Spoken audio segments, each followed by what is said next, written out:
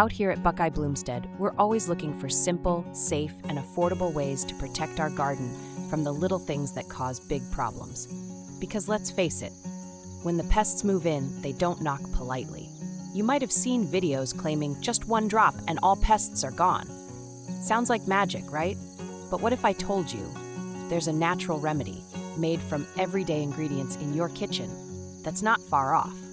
Today, I'll show you how to make a simple pest control solution that's safe to use, cost-effective, and surprisingly powerful. And no, it won't harm your garden, pets, or pollinators if used properly. So grab your notepad or just press pause when you need to, and let's reclaim your garden from the invaders. Welcome to Garden Wars of Summer. Kill garden pests with just one drop. Insects can slow plant growth, damage leaves and stems, and in many cases transmit diseases that decimate your harvest. Aphids, whiteflies, mites, slugs, caterpillars, and even ants, they don't just show up for a snack, they invite trouble. What's worse, ants will actually protect aphids in exchange for the sugary honeydew they produce, essentially running a pest operation right on your plants. Chemical pesticides? Sure, they work, but at what cost? To the soil, to the bees, to your health? At Buckeye Bloomstead, we believe there's a better way. The one-drop recipe. Let's start with the recipe that made us raise an eyebrow, and later, tip our hat. You'll need ½ liter of warm water, 1 tablespoon of baking soda, ½ tablespoon garlic powder, ½ tablespoon ground cinnamon, 1 tablespoon of vegetable oil or neem oil. Start by mixing the baking soda into warm water. This creates an alkaline environment that repels many insects and helps prevent fungal issues like powdery mildew and blight.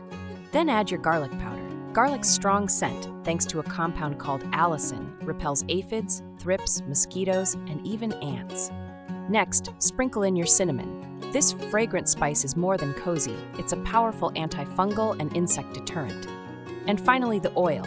It acts as a carrier and suffocates soft-bodied insects like aphids, whiteflies, and mites by coating them and their eggs. It also helps everything stick to the leaves. Let this solution steep for a few hours. Then strain and dilute with another ½ liter of water before spraying it directly onto affected plants and leaves, both tops and undersides. Now, before we move on, here's something we want to hear from you. Have you ever tried a homemade garden remedy that actually worked? Or failed miserably? Share your story in the comments. We'd love to hear what tricks you've learned on your gardening journey. Now let's talk backup, because just like we rotate crops, it's smart to rotate remedies. Here are a few more natural methods to add to your pest-fighting arsenal. 1. Citrus peel spray. Save those lemon, orange, or grapefruit peels. Blend them into a slurry with water and let it sit for 24 hours. Strain and spray. It's especially effective against ants, aphids, and even fleas. The oils in citrus peels are natural deterrents. 2. Coffee grounds and cinnamon barrier. Sprinkle used coffee grounds mixed with cinnamon around the base of plants. It creates a barrier ants don't like to cross and enriches the soil with nitrogen. 3. Boric acid, banana trap. Mix a teaspoon of boric acid with 100 milliliters of hot water and 2 teaspoons of sugar. Soak chopped banana peels in the solution for 24 hours.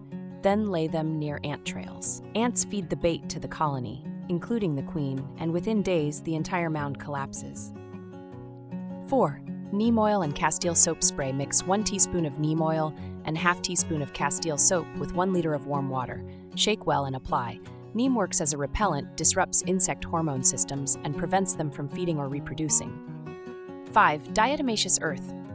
A fine powder made from fossilized algae. Sprinkle around the garden, especially near the base of plants. It works mechanically, slicing into insects' exoskeletons and dehydrating them. Completely non-toxic to humans and pets, just avoid breathing in the dust. When and how to apply these mixes. Timing is everything. Spray your homemade pest control in the early morning or evening to avoid burning leaves in the sun. Reapply after rain or every 5 to 7 days during heavy infestations. Remember to strain your solution if using a sprayer. Garlic and cinnamon bits can clog the nozzle. You may not see results overnight, but stay consistent. Within a few days, you'll notice fewer pests, healthier plants, and less disease. Now, let's talk about safety reminders. Just because something is natural doesn't mean it can't cause problems. always test a small section of a plant before full application, especially if it's delicate. Some oils can burn tender leaves if overused or applied during high heat. And remember, some insects, like ladybugs, lacewings, and bees, are friends, not foes. Use targeted sprays, not blanket applications, and avoid blooms when pollinators are active. Beyond the spray, tips for long-term pest control. Now, while this natural remedy is a fantastic way to knock back pests quickly, long-term success in the garden comes from building a more resilient ecosystem, one where pests simply don't feel welcome.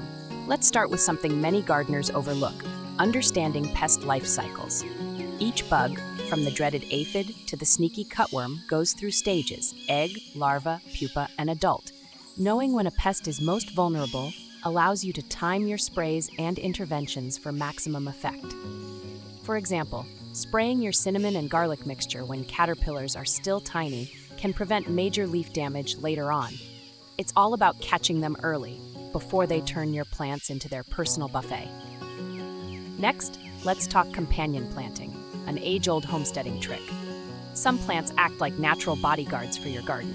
Basil planted near tomatoes helps repel whiteflies and hornworms. Marigolds release a scent that drives away nematodes and aphids. And if you want to keep those squash bugs at bay, try interplanting with nasturtiums or radishes. These aren't just pretty additions, they're strategic defenses. Another powerful tool: beneficial insects. It may sound strange, but the key to fewer bad bugs is more bugs. Ladybugs, lacewings, and parasitic wasps prey on aphids, beetle larvae, and even moth eggs. You can attract them naturally by growing dill, fennel, or yarrow, or buy them from garden suppliers and release them when needed. Just remember, don't spray chemical insecticides if you're relying on these helpful allies. They'll be caught in the crossfire. Now, here's a quick scent trick you may not have tried: mint and citrus oils. Both are disliked by many insects, and a few drops mixed with water and sprayed around the base of your garden beds can make a big difference, especially against ants and whiteflies. You can even plant mint in containers nearby as a living deterrent. Just don't let it escape. It'll take over faster than you think. Lastly, consider how you're watering. Overhead watering can leave leaves damp and create the perfect breeding ground for fungal issues and pests like fungus gnats. Try watering at the base of plants in the early morning so the foliage has time to dry out. A healthy, dry leaf surface is far less appealing to many pests. In short, pest control is part recipe, part strategy, and part observation. When you combine smart planning with natural remedies like the one we've shown you today, you're not just reacting to problems, you're preventing them before they ever begin. So, will just one drop really get rid of every pest? Not exactly. But used the right way, these natural remedies can turn the tide in your garden without harming your soil, your pollinators, or your peace of mind. Now, before we wrap things up, we'd love to hear from you. Here at Buckeye Bloomstead, this channel isn't just about what we grow in the soil, it's about what we grow together as a community. And that means your voice matters. So let us ask you, what would you like to see us make a video on next? Is there a garden challenge you've been wrestling with? A DIY project you'd love to try? Maybe you're curious about rainwater harvesting systems, composting tricks, seed saving, or making your own herbal salves and tinctures. Or perhaps there's a homesteading topic you've been itching to explore, but haven't found a down-to-earth guide for yet. Whatever it is, leave us a comment below and let us know.